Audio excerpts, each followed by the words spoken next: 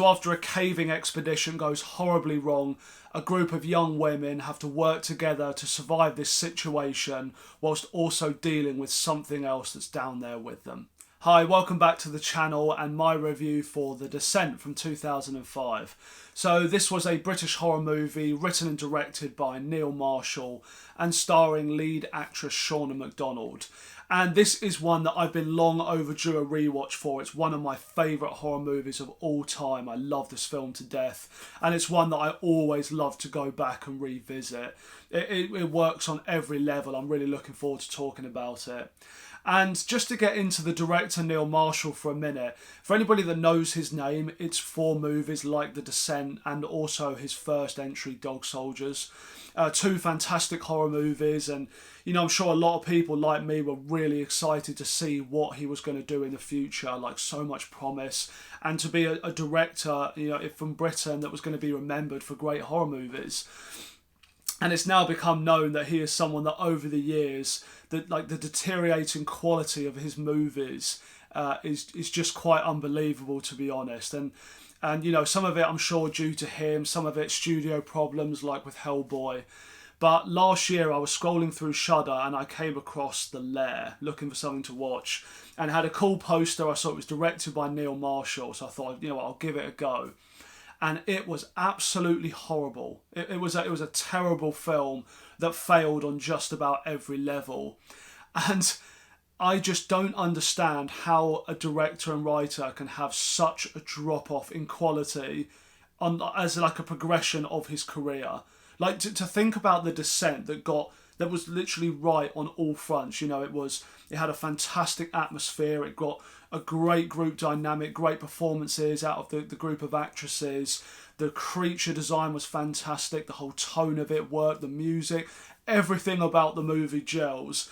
And just to see something from the exact same guy like The Lair, it's genuinely hard to believe. Please, if you have some free time one day, watch The Descent and The Lair back to back and help me understand how you can have such a drop-off between these two movies, because I can't get my head around it. So it's always really disappointing to talk about Neil Marshall from that perspective. So we have to go back and just revisit his first two great movies that he did. So getting into my thoughts on The Descent now. So the story here in The Descent, we're following this lead character of Sarah, who goes out with a group of her friends for this caving expedition. And it's set up by one of their friends who's kind of getting the group back together after this lead character, Sarah, went through this horrible tragedy, which is shown at the beginning of the film. So it's kind of like bringing her back in, her recovery, and them wanting to do something special together. So they go out on this caving trip.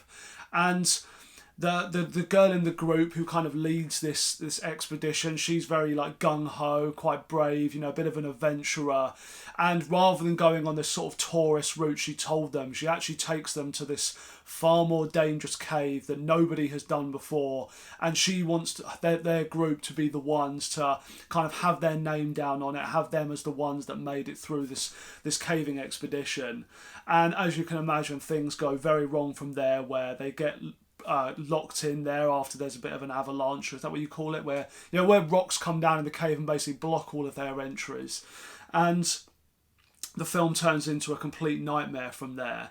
And something interesting about The Descent is I think if it was just that, it would still really work as a horror film. Like, for anybody who's very claustrophobic, I mean, even me, I'm not personally claustrophobic, but you can't help but deny how the film makes you squirm. Just watching some of these situations with these really confined spaces as they're crawling around this almost like what feels like a tomb.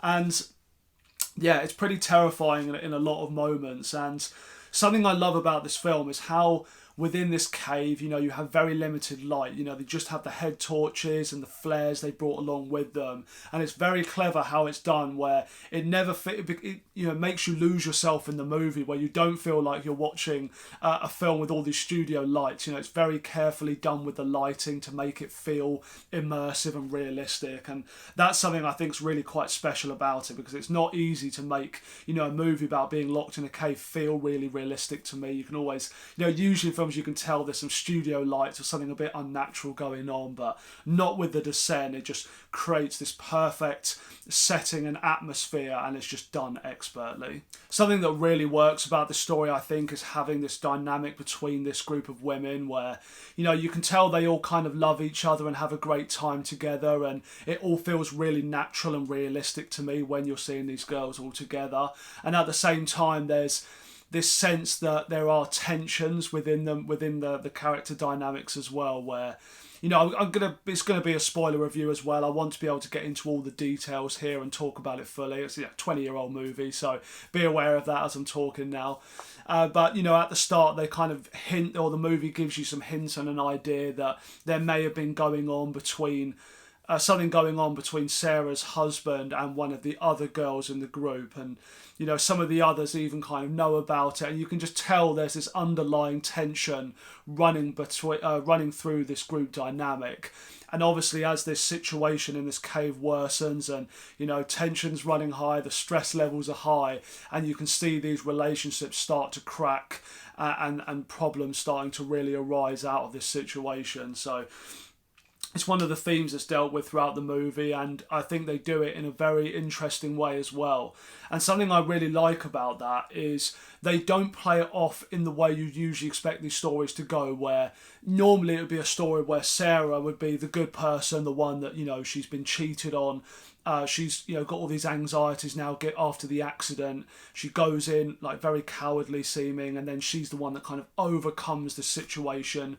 And becomes the strong one, and the other ones who are a bit snaky, they're the ones that crack. And that's not the case at all here, and I like those kind of complexities where to some extent you're rooting for and you kind of feel for all of these characters despite some of the things that they end up doing. Like especially the character of Juno, like in a way I can get why people would feel like she's awful given what she had going on with Sarah's husband and everything, but there's something about this character where you do feel for in this situation where somebody that really is trying to do right by the group and cares about her friends, and just as the situation goes on, these more outrageous things start to happen and things go wrong, and she ends up being stuck in this lie that she can't get out of, she can't go back on, like where she's fighting off a load of these creatures and she accidentally ends up killing one of the friends in that horrific scene, and you can tell that she's disturbed by it, that she knows it was an accident, but she decides to just run with this kind of web of lies surrounding it,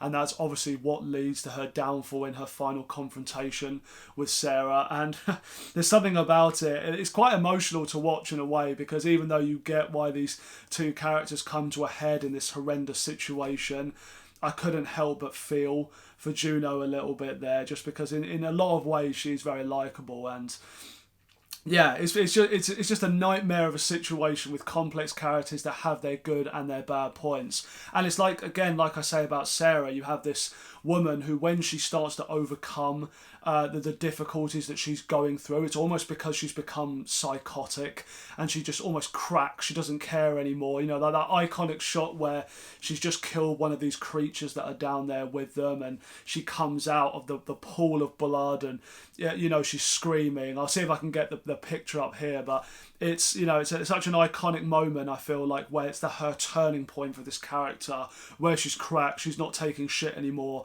and she's going to be the one to survive this situation, and you can feel that strength coming out in her. But at the same time, you recognise that she's almost sort of cracked and just lost the plot completely as well. So I love the kind of breakdown of that relationship between these two characters, and it ends up being really what is quite a tragic story and not so much of a happy one in any sense. And just to get into these creatures as well, as I say, it would be bad enough if it was just them being locked all together in this cave, in this small space, but the fact that there's actually these bloodthirsty creatures lurking about in the caves as well.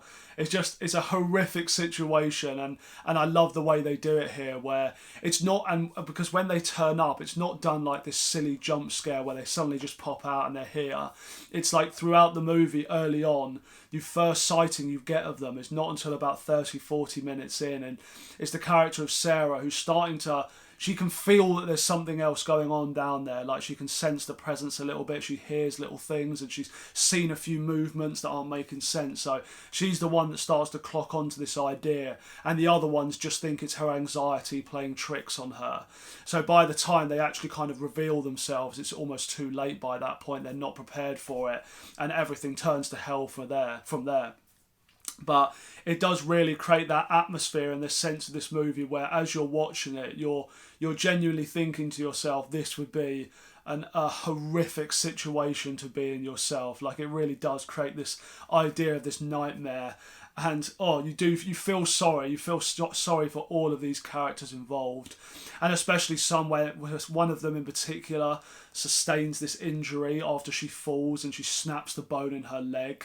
So knowing that you're not even going to be able to move around and run as well, it just the whole thing about it, again, it brings that claustrophobic feeling to this movie, and for somebody who actually does suffer with that sort of claustrophobia, I can't imagine how terrifying this movie must be to watch.